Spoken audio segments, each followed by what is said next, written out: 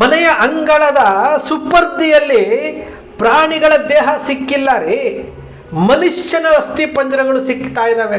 ಮನುಷ್ಯನ ಅಸ್ಥಿಪಂಜರಗಳು, ಆ ಅಸ್ಥಿಪಂಜರಗಳು ಸಿಕ್ಕಿದ್ದಾವೆ ಅಂತೇಳಿ ಸರ್ಕಾರಿ ದಾಖಲೆಗಳು ಹೇಳ್ತಾ ಇದ್ದಾವೆ. 74 UDRಗಳು ಇವತ್ತು ಹೈಕೋರ್ಟ್ನಲ್ಲಿ ಬರ್ತಾ ಇದೆ. ಇಲ್ಲಿ SIT ಅವರು ಮೂಳೆಗಳನ್ನು ತೆಗೆದುಕೊಂಡು ಬಂದು ಮೂಟೆಗಟ್ಟಲೆ ತಗೊಂಡು ಬಂದು ಕೋರ್ಟ್ ಮುಂದೆ ಇಡ್ತಾ ಇದ್ದಾರೆ. ಇವು ಯಾವುದೂ ಸಹ ಮೂಳೆಗಳಲ್ಲ, ಯಾವುದೂ ಸಹ ಸತ್ಯ ಅಲ್ಲ ಅನ್ನೋ ರೀತಿಯಲ್ಲಿ ಬಿಂಬಿಸ್ತಾ ಇದ್ದೀರಲ್ಲ.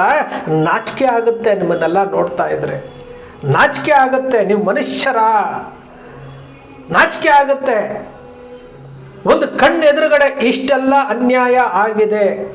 ಒಂದೇ ಒಂದು ಮೂಳೆ, ಮನುಷ್ಯನ ಮೂಳೆ ಸಿಕ್ಕಿದ್ರೂ ಸಹ ಆ ಮೂಳೆಗೆ ಯಾರದ್ದು ಅದು ಅನ್ಯಾಯ ಆಗಿದೆ ಅಂತೇಳಿ ನಾವೆಲ್ಲರೂ ಸಹ ಅದಕ್ಕೆ ಒತ್ತಾಯ ಮಾಡಬೇಕಾಗಿದ್ದಂಥದ್ದು. ಇಲ್ಲಿ ಮೂಟೆಗಟ್ಟಲೆ ಮೂಳೆಗಳನ್ನು ತೆಗೆದುಕೊಂಡು ಬಂದು ನ್ಯಾಯಾಲಯಕ್ಕೆ ಮೆಟೀರಿಯಲ್ ಎವಿಡೆನ್ಸ್ ಆಗಿ ಕೊಡ್ತಾರೆ. ಇವ್ರು ಹೇಳ್ತಾರೆ ಷಡ್ಯಂತ್ರ ಅಂತಾರೆ. ಮನೆಯ ಅಂಗಳದಲ್ಲಿ ಮಾನವನ ಅಸ್ಥಿಪಂಜರಗಳು ಸಿಕ್ಕಿದಾಗ ಯಾರನ್ನ ಪ್ರಶ್ನೆ ಮಾಡಬೇಕ್ರಿ? ಮನೆಯ ಮಾಲೀಕನಿಗೆ ಪ್ರಶ್ನೆ ಮಾಡಬೇಕಾ, ಅಥವಾ ಮನೆಯನ್ನ ಕಾಯ್ತಾ ಇರುವಂತಹ ಕಾವಲುಗಾರನಿಗೆ ಪ್ರಶ್ನೆ ಮಾಡಬೇಕಾ, ಅಥವಾ ಜವಾಬ್ದಾರಿ ತೆಗೆದುಕೊಂಡಿರುವಂಥವನಿಗೆ ಪ್ರಶ್ನೆ ಮಾಡಬೇಕಾ? ಒಳ್ಳೇದಾದರೆ ಮಾತ್ರ ಹೊಗಳಬೇಕು, ಕೆಟ್ಟದ್ದಾದರೆ ಇದು ಮಾಡಬಾರ್ದು ಅಂತನ. ಇದು ಏನ್ರಿ ಇದು? ಯಾವ ಸ್ಥಿತಿಗೆ ಹೋಗ್ತಾ ಇದ್ದೀವಿ ನಾವು ಮನುಷ್ಯರು? ನಾವು ಮನುಷ್ಯರೇ. ಈ ದೇಶದಲ್ಲಿ ಹುಟ್ಟಿರುವಂತಹ, ಭರತ ಖಂಡದಲ್ಲಿ ಹುಟ್ಟಿರುವಂತಹ, ಪವಿತ್ರವಾದಂತಹ ಈ ಮಣ್ಣಲ್ಲಿ ಹುಟ್ಟಿರುವಂತಹ ನಾವುಗಳು ಇಷ್ಟು ಅನ್ಯಾಯ ಆಗ್ತಿದ್ರೂ ಸಹ ಸಮರ್ಥನೆ ಮಾಡ್ಕೊಂಡು ಹೋಗ್ತಾ ಇದ್ದೀವಿ. ಯಾರನ್ನೋ ಉಳಿಸ್ಲಿಕ್ಕೆ ಹೋಗ್ತಾ ಇದ್ದೀವಿ, ಯಾರೋ ಶ್ರೀಮಂತರನ್ನ ಉಳಿಸ್ಲಿಕ್ಕೆ ಹೋಗ್ತಾ ಇದ್ದೀರಿ, ಯಾರನ್ನೋ ಕೊಲೆಪಾತಕರನ್ನು ಉಳಿಸೋದಕ್ಕೆ ಹೋಗ್ತಾ ಇದ್ದೀರಿ, ಅತ್ಯಾಚಾರಿಗಳನ್ನು ಉಳಿಸೋದಕ್ಕೆ ಹೋಗ್ತಾ ಇದ್ದೀರಿ. ಯಾಕೆ? ಅಲ್ಲಿ ಸತ್ತಿರುವಂತಹ ಸೌಜನ್ಯ ಆಗಿರ್ಬೋದು, ಆನೆ ಮಾಹುತರ ಜೋಡಿ ಕೊಲೆ ಕೇಸ್ ಆಗಿರ್ಬೋದು, ಪದ್ಮಲತಾ ಆಗಿರ್ಬೋದು, ವೇದವಲ್ಲಿ ಆಗಿರ್ಬೋದು, ಇವ್ರು ಯಾರೂ ಸಹ ನಮ್ಮನೆ ಮಕ್ಕಳು ಅನ್ನೋ ಥರ ತಿಳ್ಕೊಳ್ಳೋದು ಬೇಡವಾ? ಇವತ್ತು ಲಾವಣ್ಯನ ಕತೆ ಆಯ್ತಲ್ರಿ, ಇವತ್ತು ಲಾವಣ್ಯನ ಕತೆ ಇವತ್ತು ಕರಾವಳಿನೆಲ್ಲ ಆಗಿದೆಯಲ್ಲ. ಆ ಹೆಣ್ಣು ಮಗಳನ್ನು ಕೊಂದವರು ಯಾರು? ಸಮರ್ಥನೆ. ಈ ಹೆಣ್ಣು ಮಗಳು ಸೌಜನ್ಯಗೂ ಲಾವಣ್ಯಗೂ ಏನಾದರೂ ವ್ಯತ್ಯಾಸ ಇದೆಯನ್ರಿ? ಇದೇ ಲಾವಣ್ಯ ಅದೂ ಸಹ ಹೆಣ್ಣು ಮಗಳೇ, ಸೌಜನ್ಯ ಸಹ ಹೆಣ್ಣು ಮಗಳೇ. ಅಂತಹ ಹೆಣ್ಣು ಮಗಳನ್ನು ಇವರು ಅಪಹರಣ ಮಾಡಿ ಒಂದು ದಿವಸ ಪೂರ್ತಿ ಇಟ್ಕೊಂಡು ಸಾಮೂಹಿಕವಾಗಿ ಅತ್ಯಾಚಾರ ಮಾಡಿ ಆ ಗರ್ಭಗುಡಿಗೆ 6 ಇಂಚು ಮಣ್ಣನ್ನು ತುಂಬಿದ್ದಾರೆ ಅಂತಂದರೆ ಇದಕ್ಕೆ ನ್ಯಾಯ ಕೇಳಿದ್ರೆ ಅವರು ಅಪರಾಧಿಗಳು. ನಾವು ಹೊಟ್ಟೆಗೆ ಅನ್ನ ತಿಂತೀವ್ರಿ, ನಾವು ಕಕ್ಕಸ್ ತಿನ್ನೋದಿಲ್ಲ, ಹೊಟ್ಟೆಗೆ ಅನ್ನ ತಿಂತೀವಿ. ಸೌಜನ್ಯಗೂ ನಮಗೆ ಸಂಬಂಧ ಇಲ್ಲ ರೀ, ಲಾವಣ್ಯಗೂ ನಮಗೆ ಸಂಬಂಧ ಇಲ್ಲ, ಆನೆ ಮಾಹುತನ ಜೋಡಿ ಕೇಸಿಗೂ ನಮಗೂ ಸಂಬಂಧ ಇಲ್ಲ. ಆದರೆ ಈ ಭೂಮಿ ಮೇಲೆ ನಾವು ಹುಟ್ಟಿದ್ದೀವಿ, ಮನುಷ್ಯರಾಗಿ ಹುಟ್ಟಿದ್ದೀವಿ, ಶಾಶ್ವತ ಅಲ್ಲ ರೀ. ಈ ಉಸಿರು ಯಾವತ್ತು ಬೇಕಾದರೂ ನಿಂತೋಗ್ಬೋದು. ನಾವು ಊಟ ಮಾಡ್ತೀವಿ, ತಿಂಡಿ ತಿಂತೀವಿ, ಬಟ್ಟೆ ಹಾಕ್ತೀವಿ, ಐಷಾರಾಮಿ ಜೀವನ ಮಾಡ್ತೀವಿ, ಕೆಲವರು ಮಾಮೂಲಿ ಜೀವನ ಮಾಡ್ತೀವಿ. ಆದರೆ ಜೀವನದಲ್ಲಿ ಹುಟ್ಟಿದ ಮೇಲೆ ಕಣ್ಣು ಮುಂದೆ ಅನ್ಯಾಯ ಆಗ್ತಾ ಇದೆ ಅಂತಂದಾಗ ಅದನ್ನು ಪ್ರಶ್ನೆ ಮಾಡೋಕ್ಕಾಗದೇ ಇರುವಂತಹ ಮನುಷ್ಯತ್ವ ಇಲ್ಲದಂತಹ ನಾವುಗಳು ಈ ಭೂಮಿ ಮೇಲೆ ಹುಟ್ಟಿರುವುದೇ ವೇಸ್ಟು ಅಂತೀವಿ. ಯಾರನ್ನು ರಕ್ಷಣೆ ಮಾಡಲಿಕ್ಕೆ ಹೋಗ್ತಾ ಇದ್ದೀರಿ? ಮನೆ ಅಂಗಳದಲ್ಲಿ ಮಾನವನ ಅಸ್ಥಿ ಪಂಜರಗಳು ಸಿಕ್ಕಿದಾಗ, ನಿಮ್ಮ ಸುಪರ್ದಿಯಲ್ಲಿರಬೇಕಾದಂಥ ಸಿಕ್ಕಿದಾಗ, ನಮ್ಮ ಸುಪರ್ದಿಯಲ್ಲಿರ್ಬೇಕಾದ್ರೆ ಸಿಕ್ಕಿದಾಗ ಹೊಣೆಗಾರರು ಯಾರಾಗ್ತಾರೆ? ಏನು ಅಪಚಾರ ಮಾಡಿದ್ದಾರೆ ನಿಮಗೆ? ಏನು ಅಪಚಾರ ಮಾಡ್ತಾ ಇದ್ದಾರೆ? ಅಸ್ತ್ರವನ್ನು ತೆಗೆದುಕೊಂಡು ಬಂದಿಡ್ತಾ ಇದ್ದೀರಾ? ಅಪಚಾರ ಮಾಡ್ತಾ ಇದ್ದಾರೆ, ಟಾರ್ಗೆಟ್ ಮಾಡ್ತಾ ಇದ್ದಾರೆ ಅಂತೇಳಿ ಇವತ್ತಿನವರೆಗೂ ನೀವು ಆರೋಪ ಮಾಡಿರುವಂತಹ ಈ ಸ್ಯಾಟಲೈಟ್ ಚಾನೆಲ್ಗಳಲ್ಲಿ ಕುತ್ಕೊಂಡು ಆರೋಪ ಮಾಡಿದ್ರಲ್ಲ, ಮಿಸ್ಟರ್ ವಸಂತ್ ಗಿಲಿಯಾರ್ ಎಲ್ಲೋದ್ರು? ಕಿರಿಕೀರ್ತಿ ಎಲ್ಲಪ್ಪ ಹೋದ್ವೆ?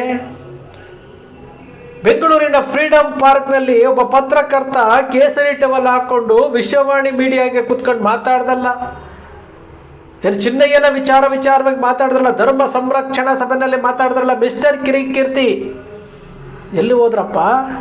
ಈಗ ಮಾತಾಡ್ಬೇಕಲ್ವಾ? ಈಗ ಮಾತಾಡ್ಬೇಕು ತಾನೆ. ಯಾವುದ್ರಿ ಷಡ್ಯಂತ್ರ? ಯಾರು ಷಡ್ಯಂತ್ರ ಮಾಡ್ತಾ ಇದ್ದಾರೆ? ಮೂಳೆಗಳು ಸಿಕ್ಕಿರುವುದು ಸತ್ಯ ಅಲ್ವಾ? ಗಿರೀಶ್ ಮಟ್ಟಣ್ಣನವರು ಅವ್ರು ಹೇಳಿದ್ದೆಲ್ಲ ಸುಳ್ಳಂತೆ. ಹಾಗಾದರೆ 7005 ಪುಟಗಳಲ್ಲಿರುವಂಥದ್ದು ಏನು? ಆ ಮೂಟೆಗಳು ತಗೊಂಬಂದು ಕೊಟ್ರಲ್ಲ, ಅವೆಲ್ಲ ಏನು? ರಿಪೋರ್ಟ್ಗಳೆಲ್ಲ ಏನು? ಚಿನ್ನಯ್ಯ ಊತ ಹಾಕಿರುವಂತಹ ಜಾಗದಲ್ಲಿ ಅಸ್ಥಿಪಂಜರ ಸಿಕ್ಕಿದೆ ಅಂತ ಹೇಳ್ತಾ ಇದ್ದಾರಲ್ಲ, ಅದು 2 ಕಡೆ ಸಿಕ್ಕಿದೆ, 3 ಕಡೆ ಸಿಕ್ಕಿದೆ, ಬಂಗ್ಲೆಗೂಡದಲ್ಲಿ ಸಿಕ್ಕಿದೆ. ಇವೆಲ್ಲ ಏನು? ಮನುಷ್ಯನ ಅಸ್ಥಿಪಂಜರಗಳಲ್ವಾ? ಮನುಷ್ಯರ ಜೀವಗಳಲ್ವಾ ಅವು? ಆ ಜೀವಗಳಿಗೆ ನಾವು ಬೆಲೆ ಕೊಡಬೇಕಲ್ವಾ? ಯಾತಕ್ರಿ ಈ ರೀತಿಯಾದಂತಹ ನಿಸ್ಸಹಾಯಕರಾಗಿ, ನಿಶ್ಶಕ್ತರಾಗಿ, ಒಂದು ರೀತಿ ಜಡತ್ವವಾದಂತಹ ಜೀವನ ಯಾತಕ್ಕೆ ಮಾಡ್ತೀರಿ? ನನಗೆ ನಿಜಕ್ಕೂ ಕೆಲವು ಸ್ಯಾಟಲೈಟ್ ಚಾನೆಲ್ಗಳನ್ನು ನೋಡ್ತಾ ಇದ್ರೆ ಅಸಹ್ಯ ಆಗುತ್ತೆ ರೀ. ಇನ್ನು ರಿಪೋರ್ಟೇ ಕೊಟ್ಟಿಲ್ಲ, ಆಗಲೇ ಕೂತ್ಕೊಂಡಿದ್ದು ಬಿ ರಿಪೋರ್ಟು ಅಂತ ಬಾಯ್ ಪಡ್ಕೊಳ್ತಾರೆ ಅಂತಂದರೆ ಹೊಟ್ಟೆಗೆ ನಾವು ಅನ್ನ ತಿಂತೀವಿ ಅನ್ನೋದನ್ನೇ ಮರ್ತು ಬಿಟ್ಟಿದ್ದಾರೆ ಇವರೆಲ್ಲನೂ. ಯಾವ ವಿಚಾರಕ್ಕೆ? ಯಾವನೋ ತೃಪ್ತಿಪಡಿಸೋದಕ್ಕೆ, ಯಾವನೋ ಅವನನ್ನು ಶಬಾಷ್ಗಿರಿ ಕೊಡ್ತಾನೆ ಅಂತೇಳ್ಬಿಟ್ಟು, ಯಾವನೋ ಇನ್ನೆಷ್ಟೋ ಏನೋ ಆರ್ಥಿಕವಾಗಿ ಸಹಕಾರ ಕೊಡ್ತಾನೆ ಅಂತೇಳಿ ಅವನನ್ನು ಉಳಿಸೋದಕ್ಕೆ, ಸತ್ಯವನ್ನು ಸಾಯಿಸಲಿಕ್ಕೆ ಹೋಗ್ತಾ ಇದ್ದೀರಲ್ಲ. ನಾಚಿಕೆ ಆಗುತ್ತೆ. ಹೊರಗಡೆ ಬರುತ್ತೆ. SIT ವರದಿ ಕೊಟ್ಟ ಮೇಲೆ 7,005 ಪುಟಗಳಲ್ಲಿ ಏನಿದೆ ವರದಿ ಬರುತ್ತೆ. ಏನೂ ಇಲ್ಲ ಈ ರಿಪೋರ್ಟ್ನಲ್ಲಿ, ಏನೂ ಇಲ್ಲ, ಟೊಳ್ಳು, ಇದು ಏನೂ ಇಲ್ಲ, ಇದು ಕಿತ್ತು ಹೋಗದು ಬಿಸಾಕೋ ಅಂತ ರಿಪೋರ್ಟು. ಅದು ಬರಲಿ. ಚಿನ್ನಯ್ಯ ಸುಮ್ಮನೆ ಚಿನ್ನಯ್ಯ ಬಂದು ತೋರಿಸಿರುವಂಥ 16 ಕಡೆ ಅಸ್ಥಿಪಂಜರಗಳು ಸಿಕ್ಕಿಲ್ವಾ? ಇನ್ನೂ 100 ಕಡೆ ಆಗೋದು, 200 ಕಡೆ ಆಗದಿದ್ರು ಇನ್ನಷ್ಟು ಅಸ್ಥಿಪಂಜರಗಳು ಸಿಕ್ತಿತ್ತು.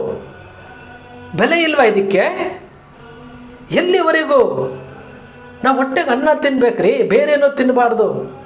ಕಣ್ಣು ಮುಂದೆ ಅನ್ಯಾಯ ನಡೀತಾ ಇದೆ ಅಂತಂದ್ರೂ ಸಹ ಸೋಷಿಯಲ್ ಮೀಡಿಯಾದಲ್ಲಿ ಬರ್ತಾ ಇದೆ. ನಾವು ಪ್ರತಿಯೊಂದನ್ನು ನೋಡ್ತಾ ಇದ್ದೇವೆ. ನಾವು ನೋಡ್ತಾ ಇರುವಂತಹ ವಿಚಾರ ಸತ್ಯ ಅಂತ ಗೊತ್ತಾದಾಗ, ಇಲ್ಲಿ ಏನೋ ನಡೆದಿದೆ ಅಂತ ಗೊತ್ತಾದಾಗ ಕೊನೆಯ ಪಕ್ಷ ಬಾಯ್ಬಿಟ್ಟು ಮಾತಾಡಬೇಕು.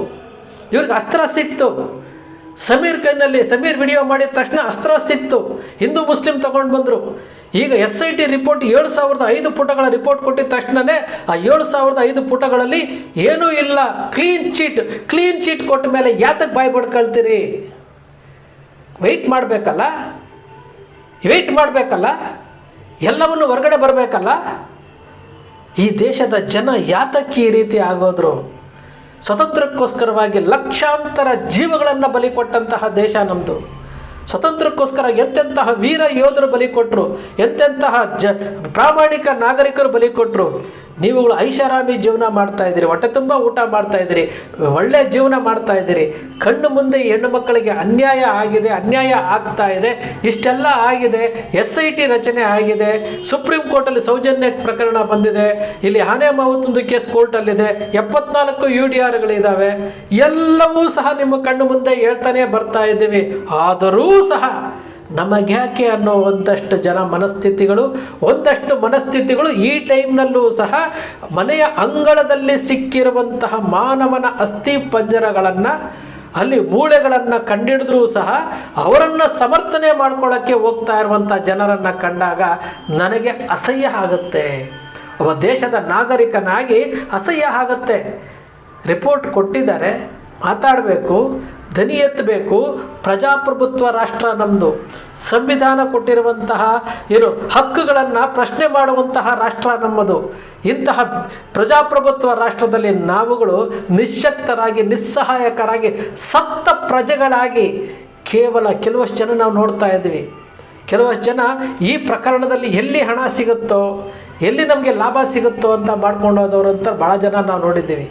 ಕೆಲವು ಯೂಟ್ಯೂಬರ್ಸ್ಗಳಂತನೂ ಎಲ್ಲೆಲ್ಲಿ ಆಮಿಷಕ್ಕೆ ಒಳಪಟ್ಟರು, ಯಾವ ರೀತಿ ಧ್ವನಿ ಎತ್ತಿದ್ರು, ಆಮೇಲೆ ಯಾವ ರೀತಿ ಸೈಲೆಂಟ್ ಆದರು ಅನ್ನೋದನ್ನು ನಾವು ನೋಡ್ತಾ ಇದ್ವಿ. ಹೊಟ್ಟೆಗೆ 3 ತುತ್ತು ಅನ್ನ ತಿಂತೀವಿ, ಹೊಟ್ಟೆ ತುಂಬಿದ ಮೇಲೆ ಮತ್ತೊಂದು ತುತ್ತು ಹೊಟ್ಟೆ ಒಳಗಡೆ ಹೋಗೋದಿಲ್ರಿ. ಮೈ ಮೇಲೆ ಮೈ ಮುಚ್ಕೊಳ್ಳೋದಕ್ಕೆ ನೀವು ರೆಮಂಡ್ ಬಟ್ಟೆ ಹಾಕಿದ್ರು ಒಂದೇ, ಮಾಮೂಲು ಬಟ್ಟೆ ಹಾಕಿದ್ರು ಒಂದು ಮೈ ಮುಚ್ಕೊಳ್ತೀರ ಅಷ್ಟೇ. ಇಂತಹ ಒಂದು ಜೀವನದಲ್ಲಿ ನಮಗೆ ಕೆಲವೊಂದು ಯೂಟ್ಯೂಬರ್ಸ್ಗಳಿಗೆ ಒಂದು ಅವಕಾಶ ಸಿಕ್ಕಿದೆ, ಸ್ಯಾಟಲೈಟ್ ಚಾನಲ್ಗಳಿಗೆ ಒಂದು ಅವಕಾಶ ಸಿಕ್ಕಿದೆ. ಅದನ್ನು ಸತ್ಯದ ಪರವಾಗಿ ಮಾತನಾಡೋದಕ್ಕೆ ಬಳಸ್ಕೊಳ್ಳಿ. ಯಾರನ್ನೋ ತೃಪ್ತಿಪಡಿಸೋದಕ್ಕೆ ಈಗ ನೀವು ಮಾಡ್ತಾ ಕೆಲವರು ಏನೋ ಪರವಾಗಿ ನಿಂತ್ಕೊಂಡು ಮಾತಾಡ್ತಾ ಇದ್ದಾರಲ್ಲ, ಅತ್ಯಾಚಾರಿಗಳ ಪರವಾಗಿ. ಯಾರ್ರೀ ಅತ್ಯಾಚಾರಿಗಳು? ಈಗ ಸಿಕ್ಕಿರುವಂತಹ ಮೂಳೆಗಳು ಯಾರದ್ರಿ? ಅದು ಚಿನ್ನಯ್ಯ ತೋರಿಸಿರುವಂಥ ಜಾಗದಲ್ಲಿ ತಾನೇ, ಚಿನ್ನಯ್ಯ ಬಂದಾಗ ತಾನೇ ಇವೆಲ್ಲ ಹೊರಗಡೆ ಬಂದಿರುವಂಥದ್ದು. ಇದಕ್ಕೇನಾದರೂ ಒಂದು ಕಾರಣ ಇರಲೇಬೇಕಲ್ಲ. ಎಲ್ಲ ಹೊರಗಡೆ ಬರುತ್ತೆ. ಬಂದಾಗ ಎಲ್ಲವೂ ಗೊತ್ತಾಗುತ್ತೆ. ಸ್ನೇಹಿತರೆ, ಬೇಸರ ಆಗುತ್ತೆ. ಈ ವ್ಯವಸ್ಥೆಯನ್ನು ನೋಡಿದಾಗ ಒಂದು ಮಾಧ್ಯಮದ ವ್ಯಕ್ತಿಯಾಗಿ ಈ ದೇಶದ ಪ್ರಜೆಯಾಗಿ ನಾವು ಸಹ ಈ ವಿಚಾರಗಳನ್ನು ವಿಶ್ಲೇಷಣೆ ಮಾಡಬೇಕಾದ್ರೆ ನಮಗೂ ನೋವಾಗುತ್ತೆ. ಇಂತಹ ನಿಸ್ಸಹಾಯಕ ಜನರ ಮುಂದೆ ನಾವು ಇದ್ದೀವಲ್ಲ ಅಂತೇಳಿ. ಸ್ನೇಹಿತರೆ, ನಿಮ್ಮ ಅಕ್ಷರ ಮೀಡಿಯಾ ಸೃಷ್ಟಿ ಮಾಡೋದಿಲ್ಲ, ಕಲ್ಪನೆ ಮಾಡೋದಿಲ್ಲ, ವಾಸ್ತವದ ವಿಚಾರವನ್ನು ವಿಶ್ಲೇಷಣೆ ಮಾಡುತ್ತೆ. ನಿಮ್ಮ ಅಕ್ಷರ ಮೀಡಿಯಾದ ವಿಶ್ಲೇಷಣೆ ನಿಮ್ಗೆ ಇಷ್ಟ ಆಯಿತು ಅಂದರೆ ಸಬ್ಸ್ಕ್ರೈಬ್ ಆಗಲಿಲ್ಲ ಅಂದರೆ ಸಬ್ಸ್ಕ್ರೈಬ್ ಮಾಡ್ಕೊಳ್ಳಿ. ಪಕ್ಕದಲ್ಲಿ ಕಾಣುವಂಥ ಬೆಲ್ ಐಕಾನ್ ಪ್ರೆಸ್ ಮಾಡಿ, ಶೇರ್ ಮಾಡಿ, ಪ್ರೋತ್ಸಾಹ ನೀಡಿ.